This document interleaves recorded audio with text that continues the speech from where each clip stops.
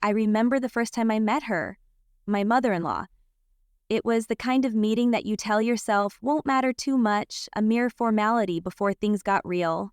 David and I had been dating for a while, and I had heard so much about his family, about his mother. He spoke highly of her, but his voice always carried a touch of something else, something I couldn't quite place, but I knew it was there. There was respect, of course, but I could hear the weight in his tone when he talked about her. I never thought a woman who once seemed so polite and reserved would one day become my greatest adversary. My relationship with my mother-in-law, Susan, had always been complicated, but nothing prepared me for the moment she would turn on me. What I thought was a harmless series of awkward moments transformed into a full-blown betrayal, one that shook me to my core and nearly tore apart my family. When David and I first started dating, I was excited but also nervous about meeting his family. I was a little apprehensive about his mother, as you always hear stories of those difficult, overbearing mothers who just can't seem to let go of their sons.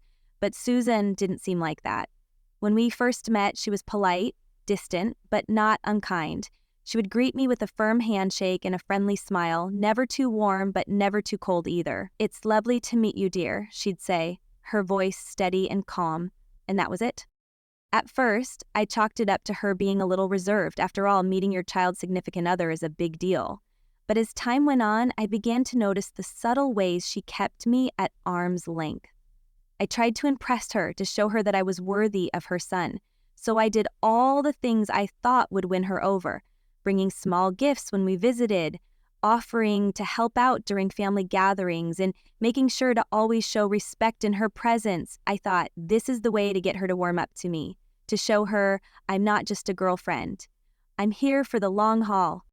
But the more I tried, the more I started to feel like I was doing everything wrong. I remember one Sunday dinner at David's family home. I'd made a beautiful apple pie for dessert. Not because I thought it would impress anyone, but because I genuinely enjoyed baking and I thought it would be a nice touch for the evening. Everyone was chatting and enjoying the meal, but Susan barely looked at the pie. "It's a bit too sweet for my taste," she remarked casually, pushing it aside. David's grandmother used to make better pies. The words stung. It wasn't just about the pie. It was about the implication that nothing I did was good enough. I tried to let it slide. I had to, right? After all, I was still new to this family. But as weeks passed, I began to notice more of these little jabs. Nothing I did, whether it was cooking, cleaning, or dressing, ever seemed to measure up to her standards. When David and I got married, things only escalated. The polite distance Susan once maintained turned into open criticism. "Why do you dress so casually when you're going out?" she'd ask, eyeing my outfits with a raised brow. David's ex always looked more put together when she went out. Or, "Your cooking tonight is fine, but maybe you could work on the seasoning. You know, David's mother always used to make it just a bit more flavorful." At first, I thought I was just being overly sensitive. After all, what was a little criticism between family members, right? But it started to chip away at me.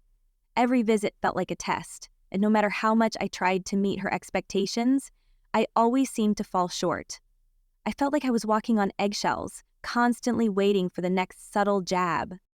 David didn't seem to notice, or at least he didn't say anything. He'd reassure me, saying, "That's just how she is, don't take it personally." But it was hard not to. I couldn't help but wonder if I was really good enough for David.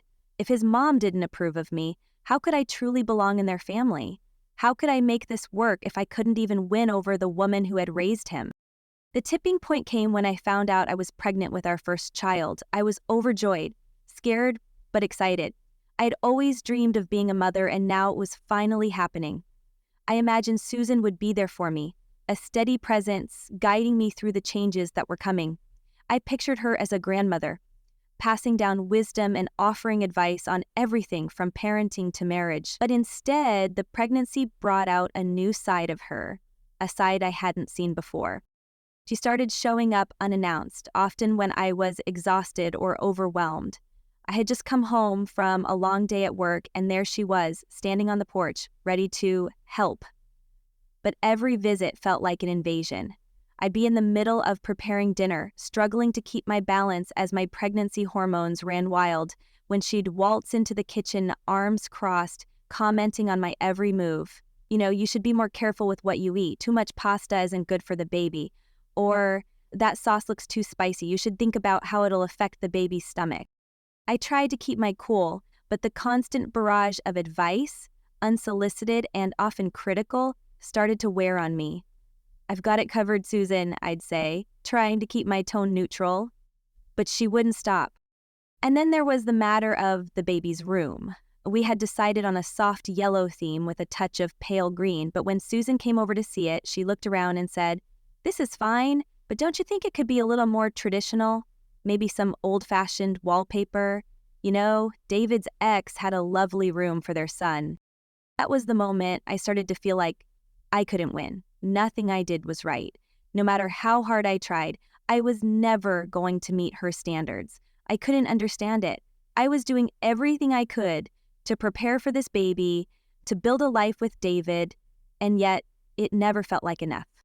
But it wasn't until I overheard her on the phone one evening that everything came crashing down. I had been sitting in the living room, reading a book, when I heard her voice coming from the kitchen. She was talking to one of her relatives, and at first I didn't think much of it. But then I heard her say my name. "She's a terrible wife," Susan said, her voice low but venomous. "She doesn't understand David at all. He deserves better." My heart sank. I didn't want to hear this. I didn't want to hear the woman who had been so polite to my face tearing me down behind my back. But it didn't stop there. She kept going. "She's a terrible mother, too. I'm worried about how she's going to handle this baby. She's just not cut out for it. She's too soft. She lets David walk all over her." I couldn't move. I couldn't breathe. It was as though the room was spinning around me. The woman I had tried so hard to please, the one I had hoped would be a supportive presence in my life, had been poisoning David's family against me. She had been telling them that I was a failure before I had even had the chance to prove myself. I wanted to confront her right then and there, to demand that she take back every word. But I didn't. Instead, I turned away and tried to calm my racing heart. I needed to figure out what to do. The next few days were a blur. I couldn't eat, couldn't sleep. I kept replaying her words in my head, each one like a dagger to my heart. How could she do this to me?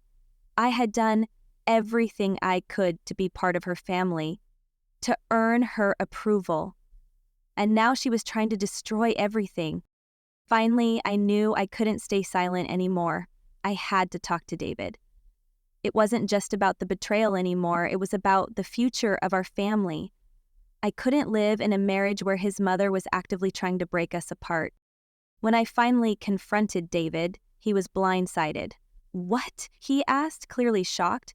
"She's been saying that about you? I didn't know." He didn't know. But deep down, I could see the confusion in his eyes. He loved his mother, and he didn't want to believe that she would do something like this. We had a long conversation, one filled with tears, anger, and confusion. David admitted that his mother had been pressuring him for months, planting seeds of doubt, but he hadn't realized how far she had gone. He assured me that he would stand by me, that we would set boundaries with her. But even with his support, I knew things were never going to be the same. We decided to set clear boundaries with Susan. No more uninvited visits. No more criticizing my parenting. No more undermining my decisions. We would be firm, and we would be honest with her about what was and wasn't acceptable.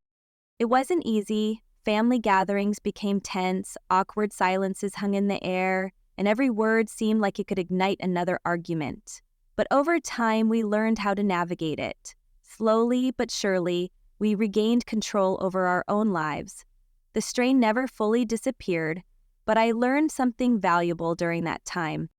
I learned that it's okay to stand up for myself. I learned that I don't have to earn anyone's approval, not even a mother-in-law's. I learned that my family comes first, and I have the right to protect it. The betrayal still stings, but I also know it made me stronger. I will never let anyone, not even family, tear me down again. I've learned how to set boundaries, how to defend myself, and most importantly, how to protect my peace.